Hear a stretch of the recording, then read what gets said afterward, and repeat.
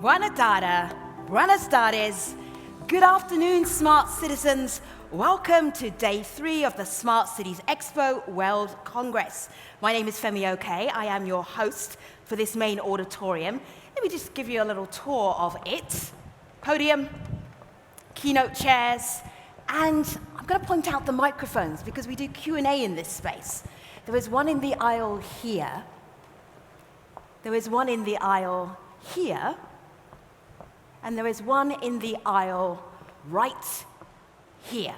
So when you hear the plenary sessions that happen in this space and the keynote conversations that happen in this space, when you know you have a question and you would like to be part of that conversation, you just walk up to the mic, stand there, and then we will know that you're ready to participate. So we start this afternoon looking at digital transformation.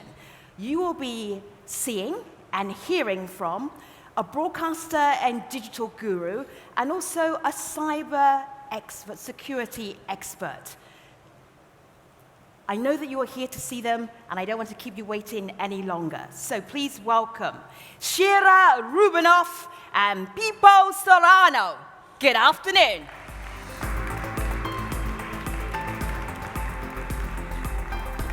Thank you.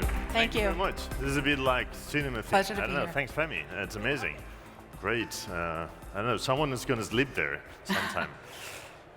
Well, thank you for being here. Thank you for joining us. Thank you, Shira, for being here too. This is an amazing session because I think we need to talk more about this topic. As you all may know, the United Nations estimate that 2/3 of the world population will live in urban areas by 2050. Yes. While this happens, cities adopt new digital paradigms, new digital technologies, from the IoT, Internet of Things, to artificial intelligence, with a clear, let's say, risk of cyber attacks that can grow every second as we have different connected devices. By the way, just focusing on IoT devices, which could be like a way to explain a city, a whole bunch of things connected, it's expected that there's going to be 20 million IoT devices connected by 2020. When we say 2020, it sounds like very far. It's just in a couple of months. As well, we can think that, as a quick update, and I don't want to worry you, but in US alone, on the last years, there's been at least declared or counted, announced, explained, more than 170 city and local governments that were attacked and compromised. That means that it's essential to bring to a Smart City World Expo Congress brilliant minds like Shira Rubinoff to talk about cybersecurity. We talk a lot about smart cities, innovation, how can we connect everything, but what happens if something suddenly disconnects? What happens if we get attacked? How are we going to live then? Shira Rubinoff is a recognized cybersecurity executive, cybersecurity and blockchain advisor.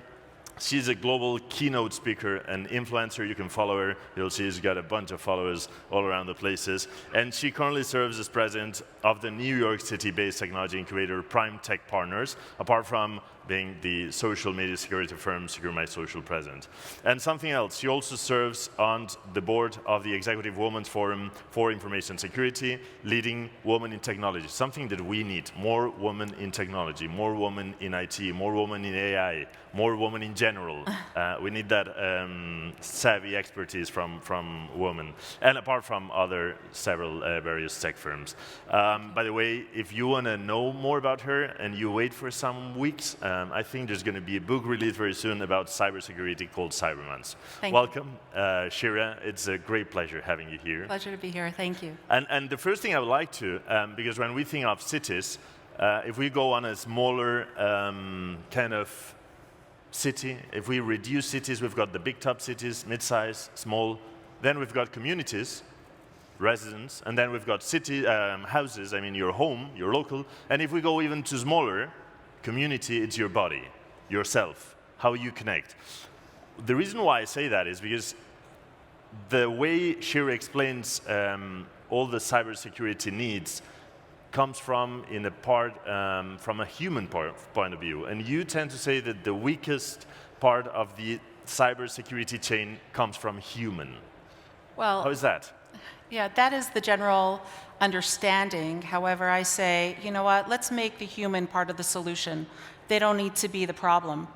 And I talk a lot about cybersecurity as the umbrella over all of their technology. When dealing with technology, you need to think cybersecurity. And I talk a lot about something called cyber hygiene that pertains to organizations, it pertains to personal in some aspects, which we'll get to a little bit later on, but certainly to smart cities. I break it down to 4 categories. The first would be training across the entire organization, and that can be translated also within the smart cities, training across anybody who's dealing with the aspects of smart cities. What does that mean? That means ongoing training, but first let's take a step back. Today, it's the first time in history, we have 3 generations working side by side with each other that come from very different mindsets. We have the boomers, we have Gen X, and we have millennials. And you can't shove everybody into one box and say, do it my way, or learn my way, or understand how I do it because I'm in charge. You really have to understand where these generations are coming from, how they like to grab information and understand information, and how they learn. So when it comes to training, it's important to have training available, not assigned, you have to be careful with that, available for each of these generational groups on how typically they like to learn.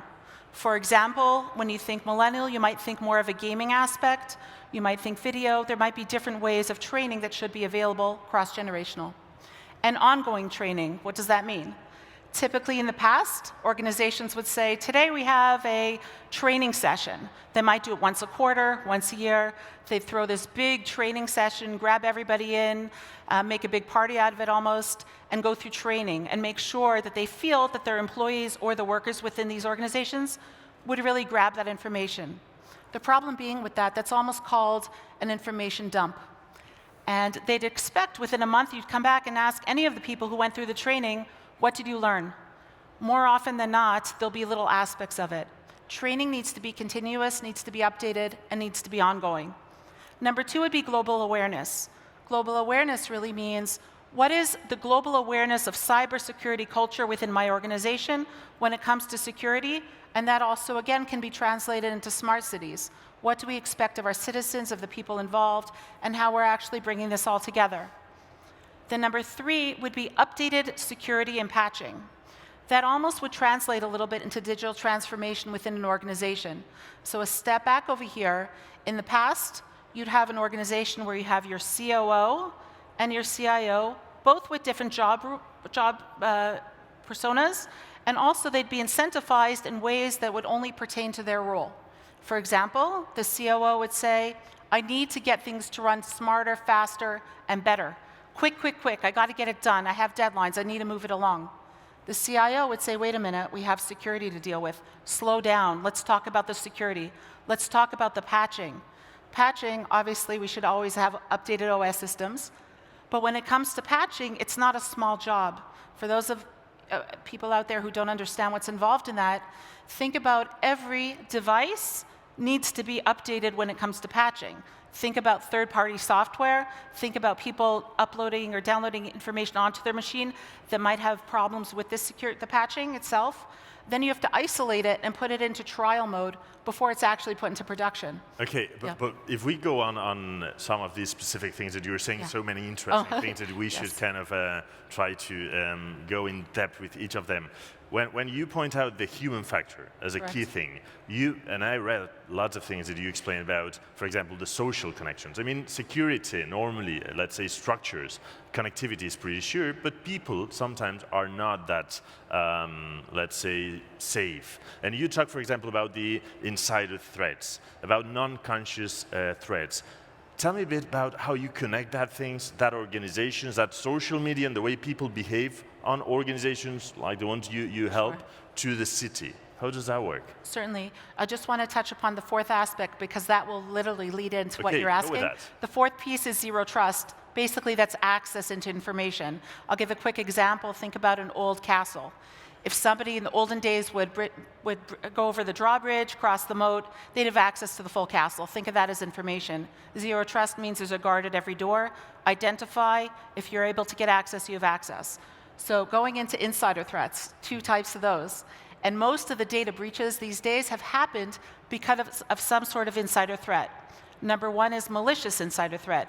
Somebody within the organization wants to breach the organization and will do so by either walking out information, by taking information they shouldn't have access to and taking it out, or non-malicious insider threat, which basically means an employee doesn't realize they're giving information, which leads to your question. Yeah. Social media can be a big vector to that.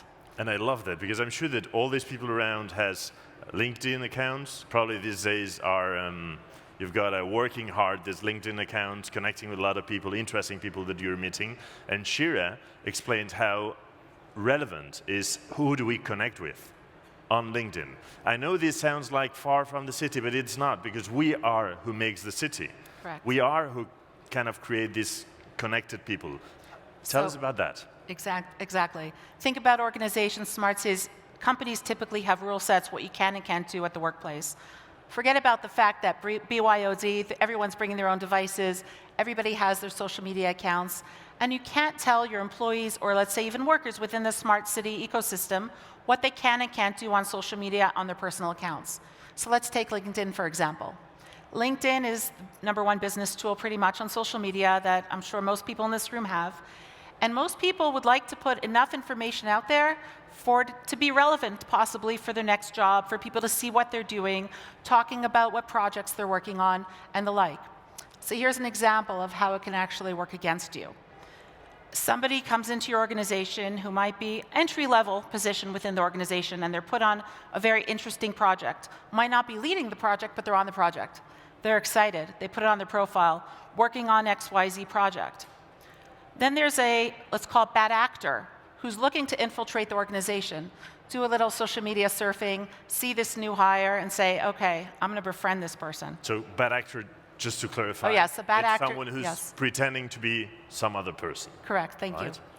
And let's say they disguise themselves or create a persona of a like type of company, that they are a high-level ranking employee of that company that works maybe side by side, or it's a competing company.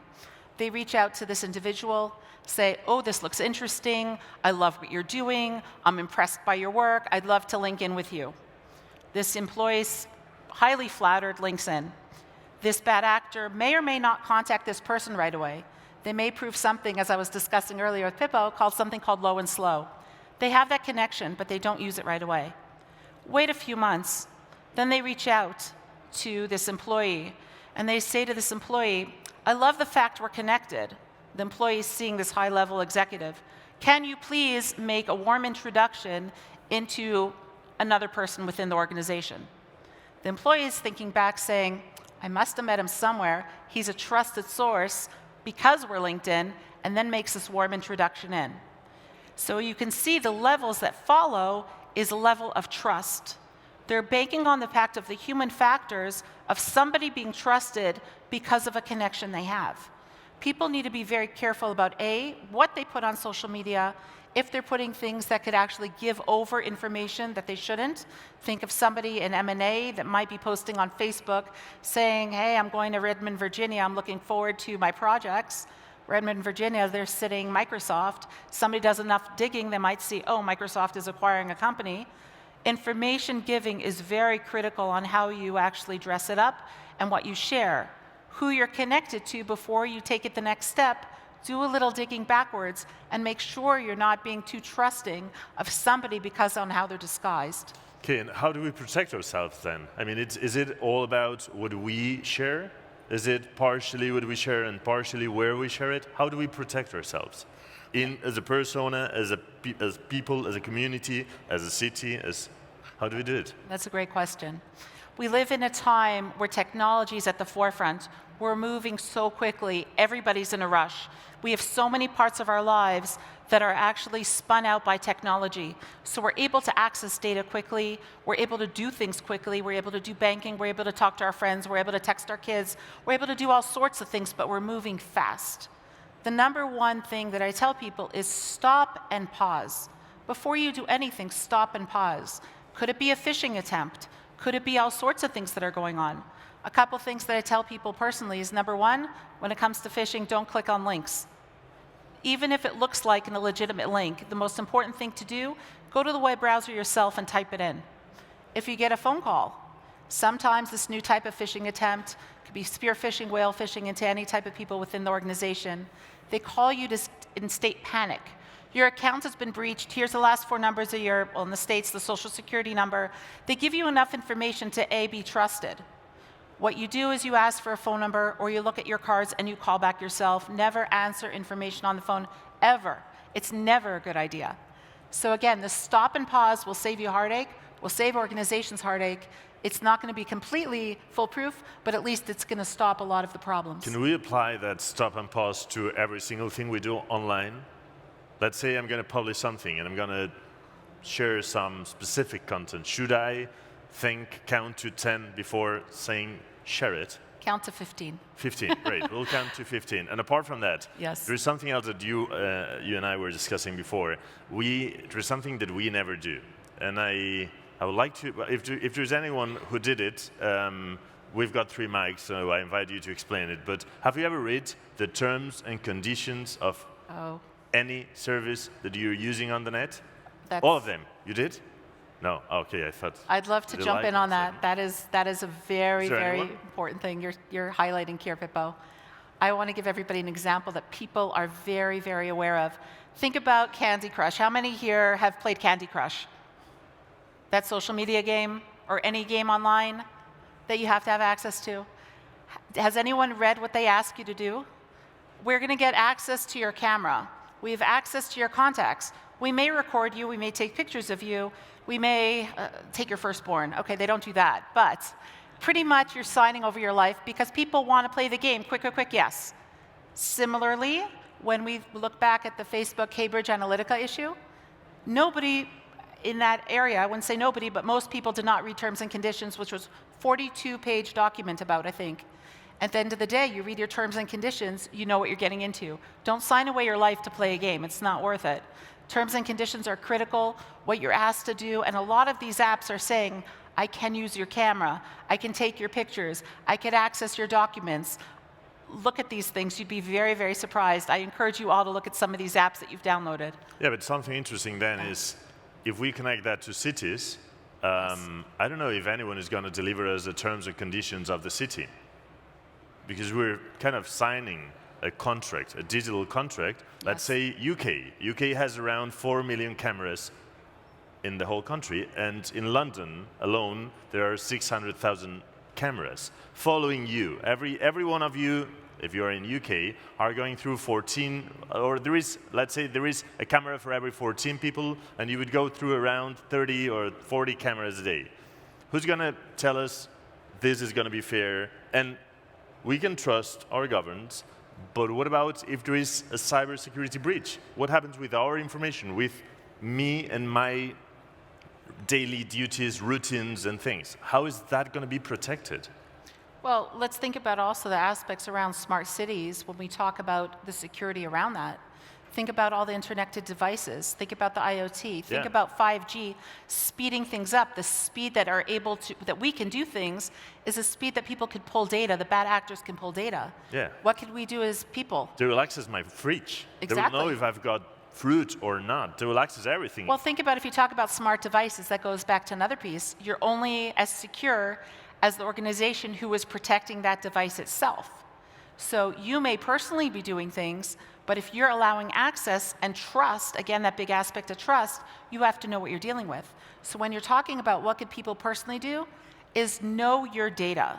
That goes also with organizations. Know where your data sits, know who has access to your data, know who can actually utilize your data, and stop and pause before you do anything. Stop and pause before you allow. Stop and pause and think. Count to 10, count to 15. Understand what you're getting into so you are actually educated around what needs to get done when it pertains to yourself, when it pertains to smart cities, when it pertains to any organization. That's a very critical component. So it's clear that when talking about all these amount of connected devices, cities with like our homes, reliability is key. We Yes. need to grant a reliability environment, a reliable environment.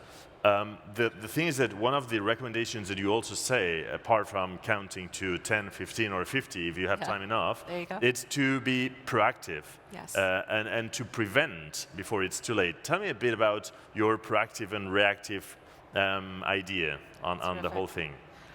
That's a very important concept, and certainly in the cybersecurity and the security world. In the past, we've been always playing catch-up, reactive. Here comes a threat, we're reacting to it. Think about the threats across, let's call it the universe of threat actors.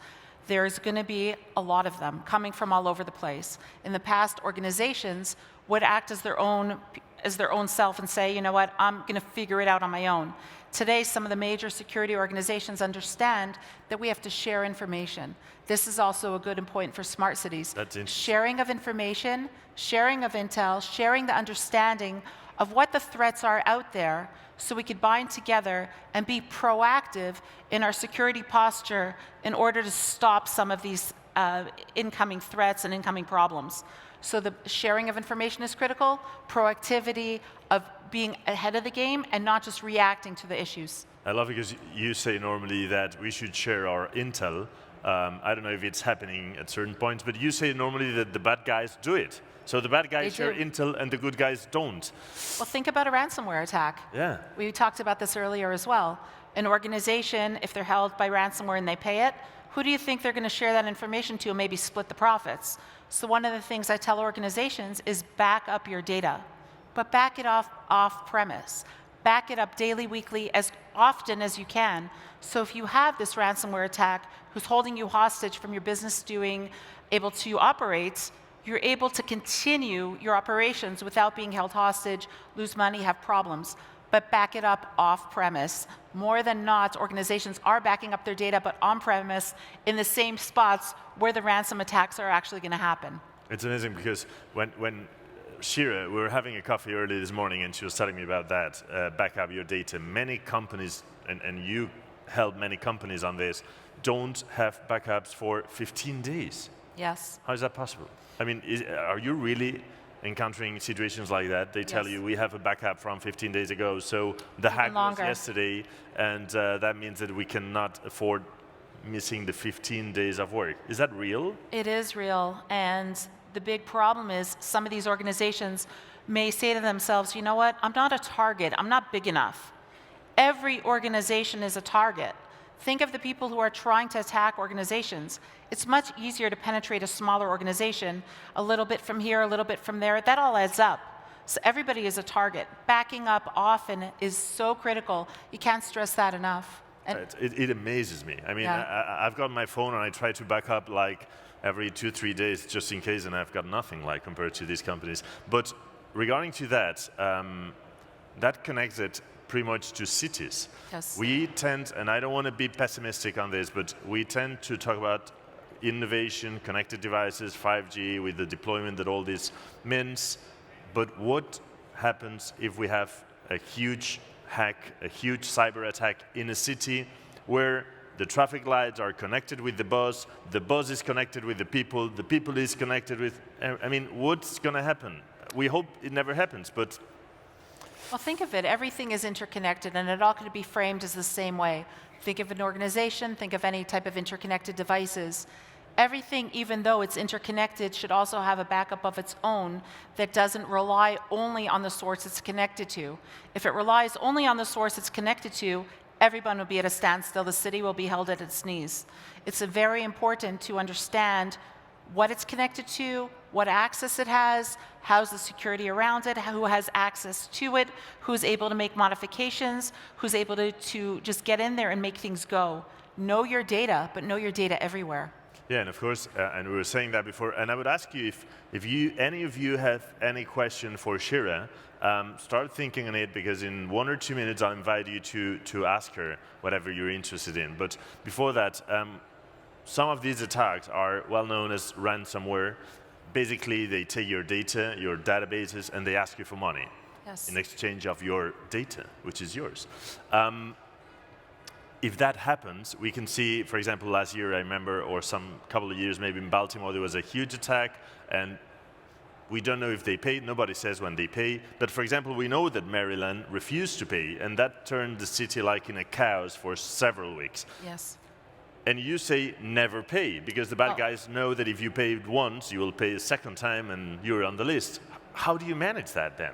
Well, think about it again. If an organization, a city, anything has the proper backups, has the proper access to reinstate what may be tainted, then they won't be held at their knees.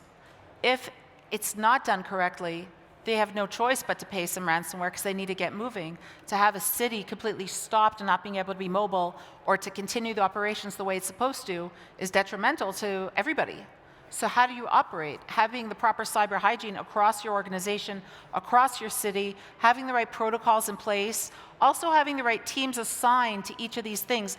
People should know who's in charge. That's another thing that happens within these types of attacks. Massive chaos. Massive chaos. Who's in charge of this? Who do we report to? Who's going to be able to reinstate this? What do we do? So having the proper makeup within your culture of your organization, knowing who's in charge of what aspect of it, know where your data is, have the backs up off premise, and have a plan. A lot of companies, a lot of cities don't have a plan because they think that their security is strong enough. Understand, most companies, most cities are going to be a target one time or another. If it happens, what is your plan? I love the concept cyber hygiene. I thought it was so smart. Well, I don't know if any of you would like to join this session just by making any question to Shira. Is anyone interested in this room, or any brave soul who wants to just join one of the mics? We've got 3 mics, one on every row. Anyone who wants to join? Any question? Are you worried about future? Are you worried about your city or about your company or about how this is going to work? People is really confident. I feel like none of you had an attack. None of you had any cyber attack. Okay, while they think if they are worried or not, there is something interesting also that you were saying, and that I read from you, that when we talk about security, we should also talk about diversity and diverse populations. Why is that so important? So I look at diversity as a little bit more of a big picture than people tend to look at diversity. I believe diversity yields diversity of thought and mind, which in turn yields better security, better collaboration. If we put a room of all same type people, same generation, same race, same culture, same upbringing, you're not going to have much of a diverse thought, which would not be as creative, but also may not come from different aspects of security thinking. But if you have a population that's diverse, made up of different cultures, different ethnicities, different genders, and different age groups, you're going to have a much better group of understanding of where you should be and understanding of your population as a whole, because we're a diverse population. Okay, but then, and this comes back to your first answer, one of the things that Shira was mentioning at the beginning is that when you look at that security and diversity, you look at 3 generations. Yes. And you are looking at the boomers, at the millennials, the Gen Xers. How do you now the Gen Zs as well, they're coming up, yes. How do you face, for example, the millennials, whose people really used to share everything, they feel like there is no privacy and... Correct. So it's a little different, and I won't say it as a whole because you never say everybody, but in general, a millennial approach would be, I live online, I don't care about privacy, I share everything, I'm checking in where I'm going. I will talk about everything I do because this is how I live. I communicate by text, I'm not going to call you. Then you have your millennials who almost bridge the gap of the boomers, where the boomers are, come and see me, let's sit down and have a coffee. Don't call me, definitely do not text me, I'm not answering your text, because I don't understand that shorthand that you're trying to explain to me. So then you have the Gen Xers who are kind of, they're straddling both. They understand the boomers, they understand millennials, and they kind of play in both worlds. How do you make everyone work together? Understand these generations, don't try to make them operate in ways that they don't, but also everybody has to understand each other. And a certain culture within the organization needs to be kept, but it needs to be also understood on who is working for you. So you're going to have people who come in at 11 o'clock and are going to stay till 8 o'clock. You have people who'll be there as the sun rises and leaves at 4 o'clock. And you're going to have a different cross-generational approach with communication. So understand your population. Make it work for you, not against you. Okay, I don't know if any of this shy audience we have today wants to come with this last question. We've got 30 seconds. Oh, there is a question. Great. You see, they have to come when we only have 30 seconds. Does this work? Yeah. Hi, thank you very much. Hello. This is very interesting. I want to go back to the brief conversation you had about consent. And it seems a little burdensome, especially on users and consumers, to have to go through terms and conditions and agree to everything. And I mean, I think in other areas of our life, consumer law, for example, has long established that we are simply not allowed to buy toasters that are going to blow up, even if we sign the contract. So I'm curious about what sort of things do you think privacy law or whatever evolved from it should simply ban? What sort of data collection should not be allowed? Thank you. That's a great question. Thank you for that. Here's the issue. We have different rule sets in Europe.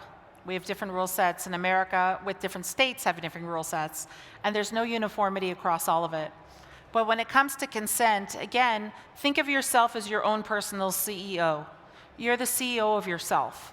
If you're looking at being secure of yourself, you're going to want to read those conditions. Don't just sign off because you want something to happen, because in the end, it's going to come around and hurt you. So be very aware of what you're doing for your own personal self, and certainly when it comes to organizations. Completely agree with that question. I remember when in Europe we started to use this GDPR. Tim Cook, Satya Nadella, Tim from Apple, Satya Nadella, Microsoft were saying, we hope we get some kind of rule like this in America because we need some regulation. Okay, last question. It should be really short because I've got another session afterwards and they're going to kill me. And a short answer from Shira. Thank you very much. Hey guys, good morning. Good morning. As a first step, as a city, becoming a smart city, what would you recommend as a cybersecurity layers in any step of the beginning or becoming a smart city? Great question. That's a very big question. Okay. I'll try to answer that quickly. Certainly when it comes to smart cities, there's going to be lots of interconnected devices, interconnected aspects of the city to make it run the way that you want your smart city to run. So again, know your data, know where it sits, know who has access to it, what your security protocols are for each of those steps, and who's responsible for it. That's a short answer for a very deep question. Thank you very much for that short and amazing answer. Thanks everyone for joining us this morning. The room is packed with people, and that video Shira has brilliant advices to bring. Thank you very much, Shira Rubinoff, for coming. It was a great pleasure. Thank you very much, Shira Rubinoff. Thank you. Thank you.